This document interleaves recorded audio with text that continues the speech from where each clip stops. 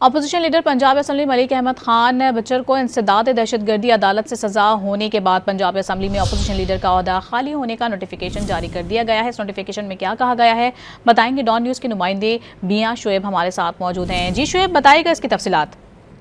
जी बिल्कुल, opposition leader Punjab assembly Malik Ahmad Khan Bachar को इंसदाद दहशतगर्दी अदालत से 9 मई के मुकदमात में 10 साल सजा के बाद जो इलेक्शन कमीशन की जानिब से बाकायदा उनके हल्के का जो इंतखाबात का नोटिफिकेशन जारी किया गया है और पंजाब असम्बली ने भी अपोजिशन लीडर का जो होता है वो खाली होने का नोटिफिकेशन जारी कर दिया और असम्बली सेक्रेटेरिएट ने बाकायदा कायदे हिज़्ब इख्तिलाफ का जो होता है खाली होने का वो नोटिफिकेशन जारी किया और आइंदा इजलास के दौरान हिज़्ब इख्तिलाफ को अपोजिशन लीडर का इंतखाब करना होगा। इस वक्त अपोजिशन लीडर की जो जिम्मेदारियां वो डिप्टी अपोजिशन लीडर वो अदा कर रहे हैं और आइंदा इजलास में अपोजिशन जमात को अपना अपोजिशन लीडर जो है वो मुंतखब करना होगा। जी बहुत शुक्रिया आपका शुएब।